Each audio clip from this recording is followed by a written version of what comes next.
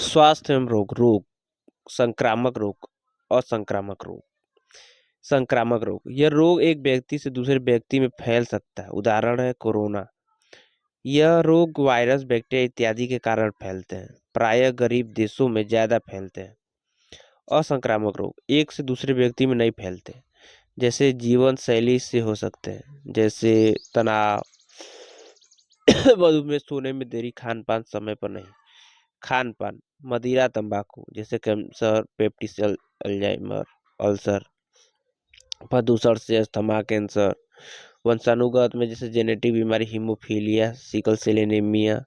दवा इत्यादि के अत्यधिक सेवन से मतलब इन्फेक्शन जैसी बीमारी हो सकती है। मच्छर जनित रोग, साफ पानी के मच्छर, एडीज मच्छर, ये प्राय गर्मियों में सक्रिय होते हैं। ये प्राय दिन में ही काटते हैं, जैसे डेंगू के मच्छर। गंदे पानी के मच्छर, एनाफिलीज मच्छर, क्यूलेक्स मच्छर भी कहते हैं। ये प्राय ये प्राय मानसून के बाद सक्रिय होते हैं। मलेरिया, मस्तिष्क ज्वर, फाइलेरिया इत्यादि इनके कारण होता है।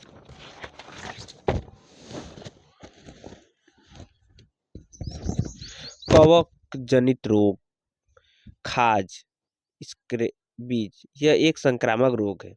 त्वचा में होने वाला रोग है। माइट्स मतलब घून की प्रजाति त्वचा में ऊतकों के अंडे देने लगते हैं।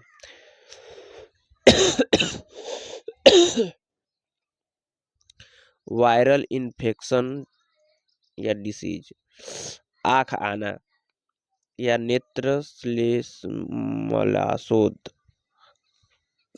कंजवाइटिस बोलते हैं। ये बच्चों में होने वाली बीमारी है।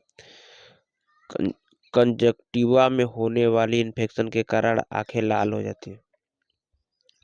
कोरोना वायरस, क्राउन में ताज ग्रीक वायरस पर पाए जाने वाले प्रोटीन प्रतिजन प्रतिथि ताज के आकार का होता है, इसलिए कोरोना वायरस बोलते हैं। 7 किस्म के वायरस है प्रकृति। यह एक आरएनए वायरस है। रिवर्स ट्रांसक्रिप्शन की प्रक्रिया द्वारा प्रतिकृति करता है। अन्य उदाहरण है पोलियो, HIV।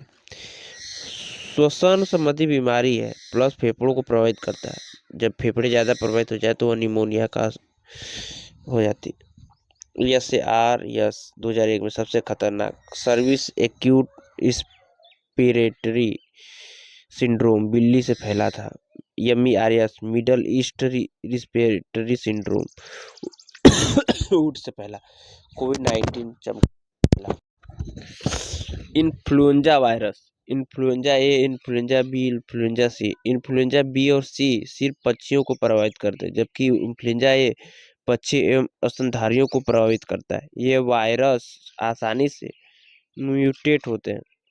प्रकार, swine flu, H1N1, bird flu, जिसमें सबसे खतरनाक था H5N1, पक्षियों में मानवों से फैलता है एवं पक्षियों के लिए कम खतरनाक था।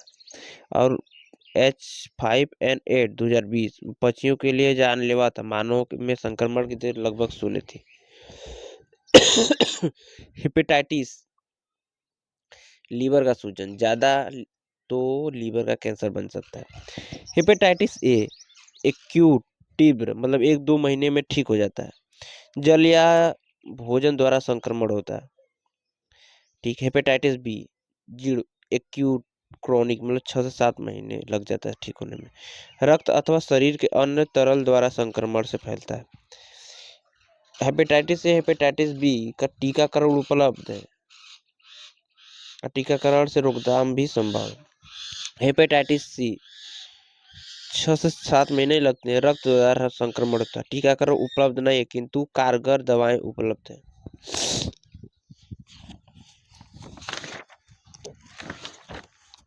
Ads, acquired immunodeficiency syndrome, HIV virus द्वारा फैलता है।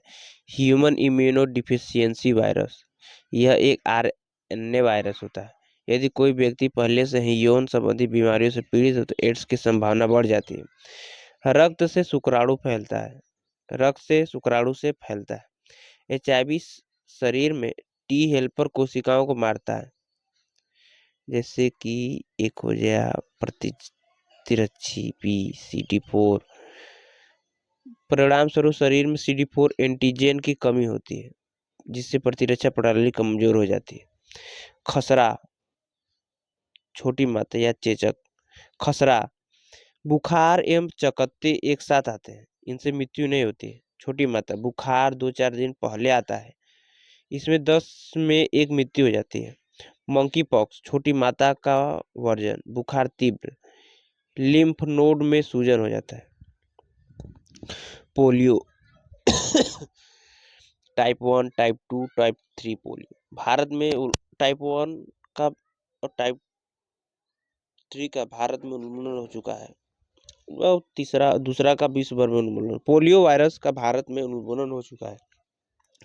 अन्य बीमारियां जिनका उन्मूलन हो चुका है, चेचक, गुआना कृमि।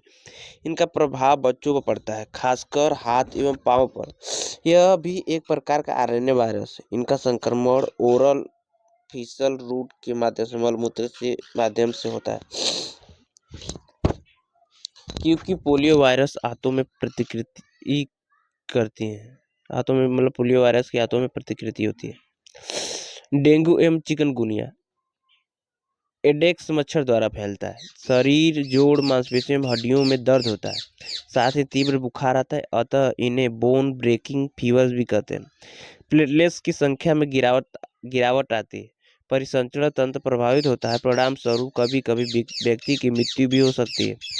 असमानता, डेंगू में मृत्यु दर अधिक होती है क्योंकि डेंगू एक अंतःस्रावी ज्वर है, चिकनगुनिया नहीं। पित्त ज्वर, येलो फीवर, शरीर पीला पड़ जाता है ज्वर के साथ क्योंकि व्यक्ति जॉन्डिस से पीड़ित हो जाता है। रक्त में पित्त की मात्रा बढ़ जाती है, फ्लेवी वायरस द्वारा फैलता है पित्त ज्वर।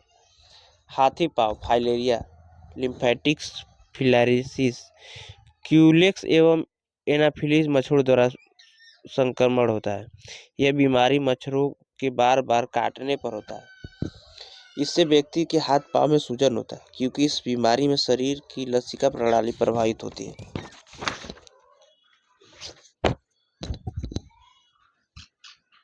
एन्सेफालिटिस, मस्तिष्क या ज्वर। क्यूलेक्स मच्छर या गंदे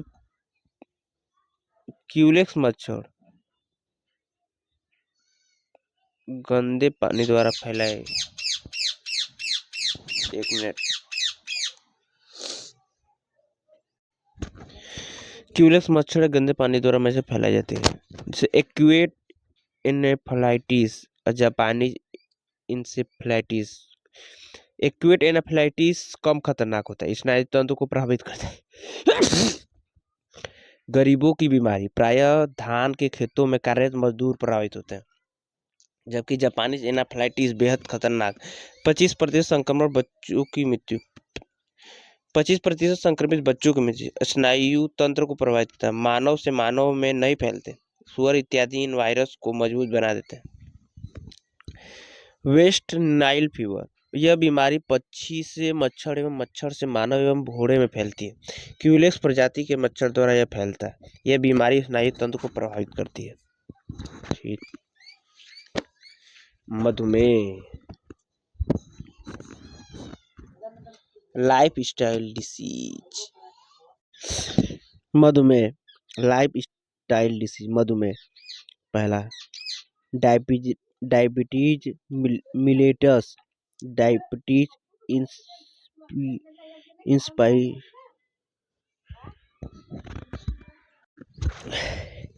टाइप 1, डायबिटीज मिलिटस में टाइप 1 जन्मजात हो सकता है, प्रतिरक्षा प्रणाली द्वारा गलती से बीटा सेल को नुकसान पहुंचने से। इंसुलिन का उत्पादन नहीं होता है। टाइप 2 जीवन शैली, रक्त शर्करा का स्तर काफी बढ़ जाता है, इंसुलिन का उत्पादन कम, तनाव, खान पान, आलस इत्यादि के कारण होता है। लक्षण, डायबिटीज प्रेजिरोसिस, रक्त शर्करा का बढ़ जाना, आंखों का कमजोर होना, बार बार भूख लगना, बार बार प्यास लगती है, बार बार पेशाब आना। इंसुलिन में बीटा सेल और अल्फा सेल होता है। बीटा सेल इंसुलिन शरीर की कोशिका को जिससे ग्लूकोज अवशोषित करने हेतु प्रेरित करता है, जिससे रक्त शर्करा कम होती है। डायबिटीज इंसिपिडिस, यह रक्त शर्करा के स्तर में कोई विशेष बदलाव नहीं देखा जाता। यह शरीर संतुलन नहीं कर पाता है, परिणाम स्वरूप बार बार प्यास लगना एवं मूत्र आना सामान्य है। इस बीमारी में वैसोप्रेसिन की कमी हो जाती है।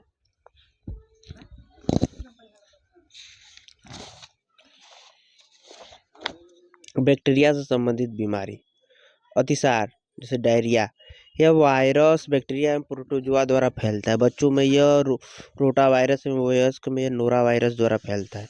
यह विली को प्रभावित करते हैं, छोटी आंत को प्रभावित करते हैं। पेचिस, डाइसेंटरी, इनकी बड़ी आंतों के उभार प्रभावित होते हैं। इनसे बड़ी आंतों के उभार प्रभावित होते हैं, परिणाम स्वरूप खूनी दस्त होते हैं। टीबी, क्षय रोग, पहला है सक्रिय एक्टिव, एक व्यक्ति से दूसरे व्यक्ति में संक्रमण होता है।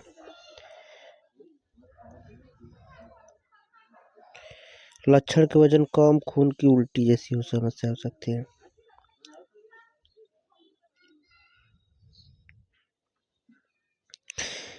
ड्रग रेजिस्टेंस टीबी, एक होता है कि टीबी के इन मरीजों पर दवाओं का असर नहीं होता है।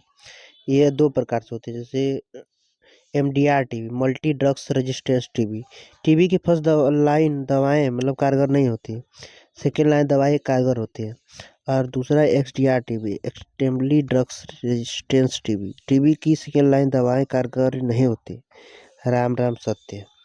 लेटेंट या सुसुप्त या अक्रिय, एक व्यक्ति से अन्य व्यक्ति में संक्रमण नहीं होता है। टीबी के लक्षण लोगों रोगी में मौजूद नहीं होते हैं। खराब जीवन शैली के कारण रोगी सक्रिय टीबी का शिकार हो सकता है, क्योंकि टीबी का बैक्टीरिया सक्रिय हो सकता है।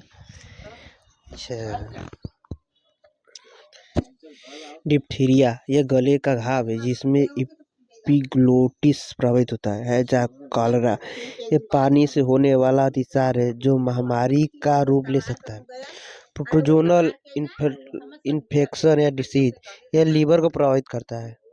मलेरिया, प्रोटोजोनल इन्फेक्शन या डिसीज, धीरे धीरे, मलेरिया लीवर को प्रभावित करता है, बाद में आरबीसी को भी प्रभावित करता है। यह एनाफिलीज मादा मच्छर द्वारा फैलाया जाता है एवं रक्तदान अंगदान द्वारा भी फैल सकता है।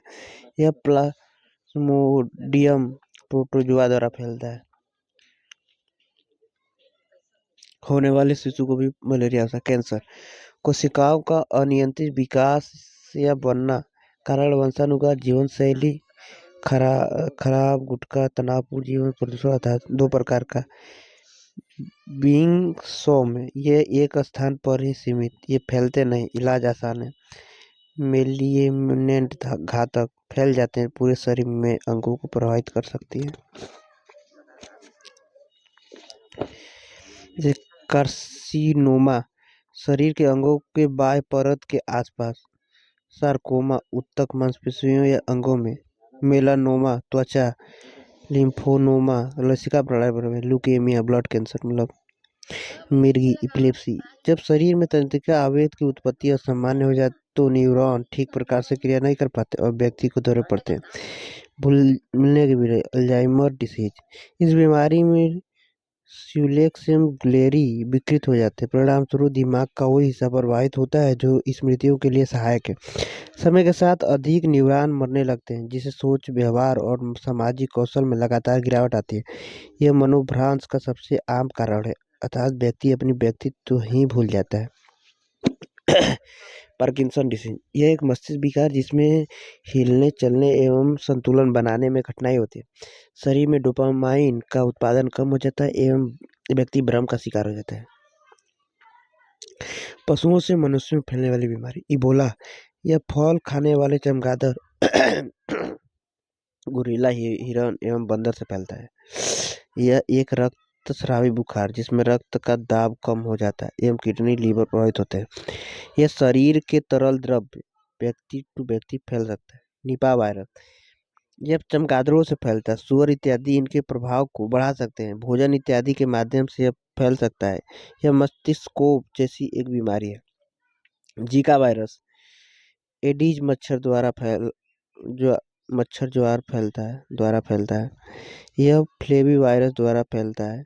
नवजात शिशुओं में यह दिमाग को प्रभावित करता है एवं उनका मस्तिष्क को सामान्य से छोटा रह जाता है। यह रक्त अंगदान इत्यादि द्वारा भी फैल सकता है।